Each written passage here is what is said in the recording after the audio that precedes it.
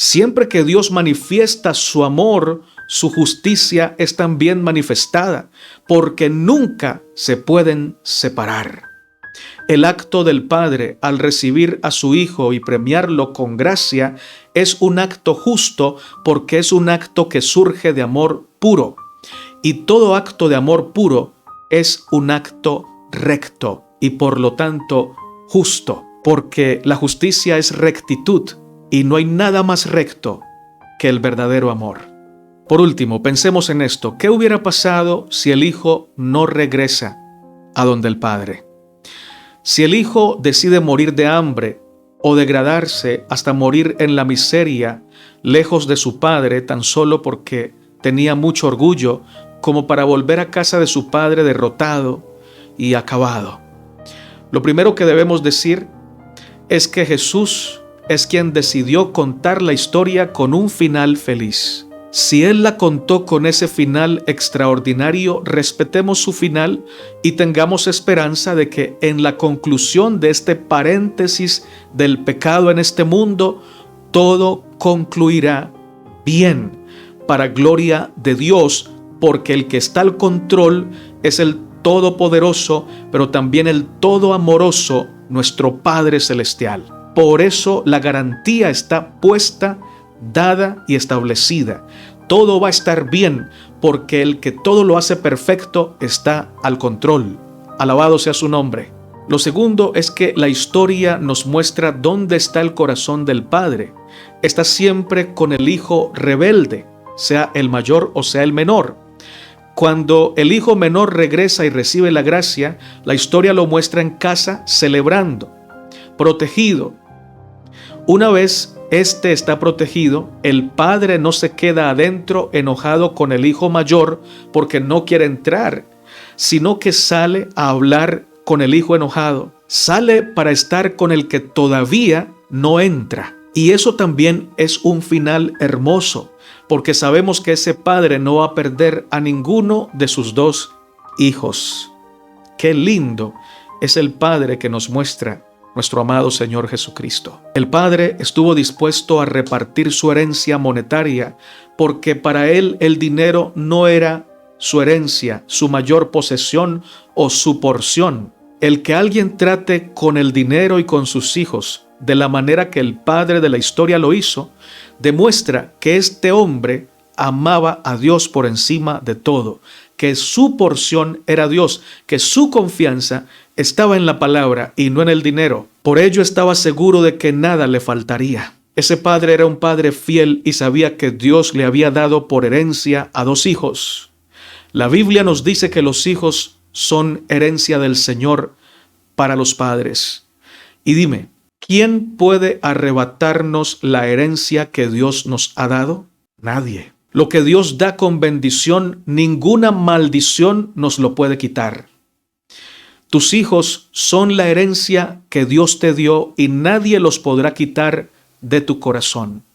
La muerte y el pecado podrán separarlos de ti temporalmente, pero la herencia que Dios te da dura para siempre. Por tanto, en la eternidad te serán devueltos, porque nadie puede quitarte la herencia que Dios te dio. La Biblia afirma lo siguiente, en Isaías 49, 24 y 25.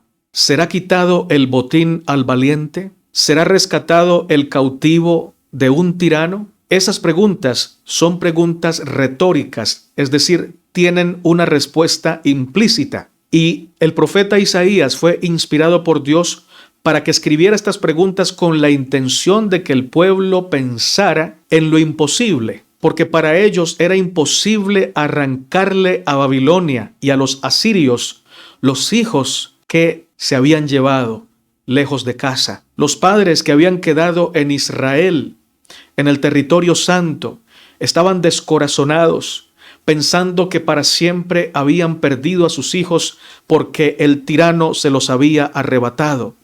Y el tirano tenía todo el poder armamentístico y bélico que usted y yo podamos imaginarnos. Para un padre que está escuchando al profeta Isaías, era casi imposible volver a ver a sus hijos, recibir a sus hijos rescatados.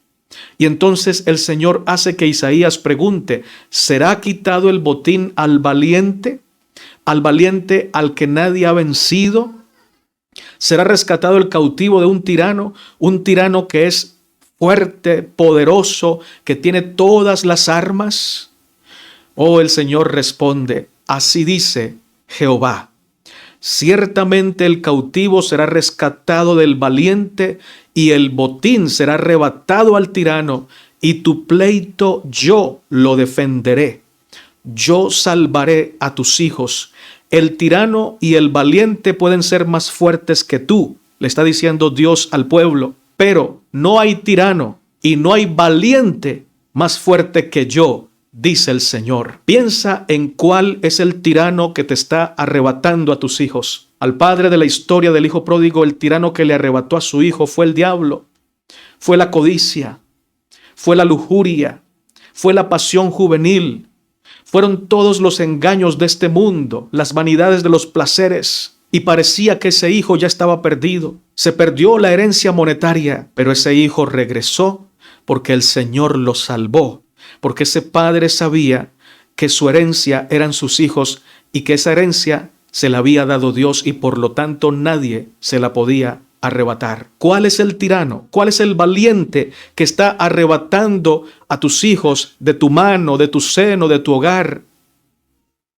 Piensa en ese valiente y en ese tirano que quiere que tus hijos mueran sin Cristo, que quiere que tus hijos se pierdan eternamente. Ahora piensa en el Señor que te ha prometido que los va a salvar.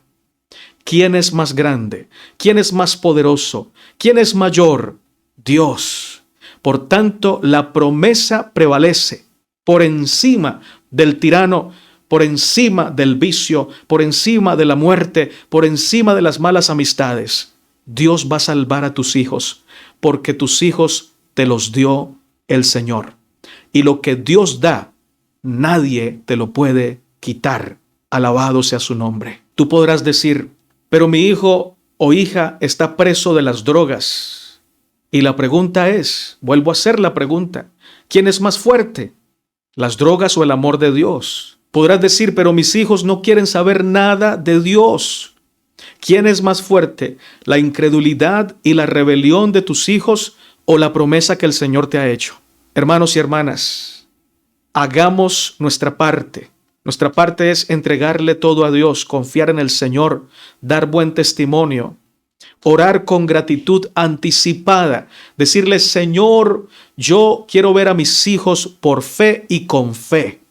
No con esta vista, no con estos ojos que son engañados por las apariencias. Yo voy a ver a mis hijos salvos porque tú me lo prometiste. Orar con gratitud anticipada, gracias Señor, porque mis hijos están seguros en ti. Yo confío en tu promesa. Y Dios a su tiempo perfecto, cumplirá sus promesas. Él salvará a nuestros hijos porque sus promesas no caen a tierra. Pero alguien de una forma más dramática y más triste podría decir, pero Natanael, es que mi hijo ya murió, mi hija ya se fue y murió lejos de Dios, murió sin bautizarse. Y la pregunta es, ¿cómo sabes tú que murió lejos de Dios? ¿Acaso sabes tú lo que pasó por su mente en los últimos momentos de su existencia? ¿En los últimos días? ¿Sabía el Señor lo que iba a pasar? ¿Escuchó el Señor tu oración? Oh, hermanos y hermanas, las oraciones de las madres y de los padres, Dios las tiene escritas en su corazón. Las ha escuchado y las responde fielmente. Tú no sabes qué pasó con tu hijo y tu hija en el último momento de su existencia. Tampoco sabes lo que el amor de Dios y la gracia de Dios es capaz de realizar para cumplir las promesas que Él ha hecho. Déjame decirte esto, todos necesitamos ser bautizados porque todos hemos pecado. Necesitamos ser sumergidos en símbolo de la muerte a la vieja vida y sacados del agua en símbolo de la resurrección a una nueva vida en Cristo Jesús. Cristo no pecó nunca y sin embargo se bautizó para cumplir con toda justicia En el Antiguo Testamento, las personas del Antiguo Testamento no se bautizaron, pero Cristo se bautizó para que ellas en Él fueran bautizadas. Y hay muchas personas que han muerto sin bautizarse, pero han hilvanado o han elevado una oración al cielo pidiendo misericordia. Y Dios toma ese último clamor como suficiente para salvar un alma. Todos los que no se han bautizado en Cristo han sido bautizados. Y todos los que nos hemos bautizado, nuestro bautismo es solo un símbolo, pero el bautismo de Cristo es el que vale. Y es el que valida tanto los que ya se bautizaron como los que no pudieron bautizarse. Tu hijo, tu hija, es una promesa, es una herencia y Dios te lo devolverá. Estarás con Él en el paraíso y tendrás motivos de gloria, de gozo y de gratitud profunda para con tu Padre Celestial.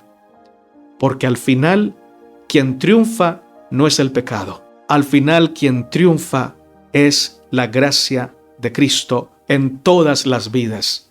Bendito sea el nombre de nuestro Dios.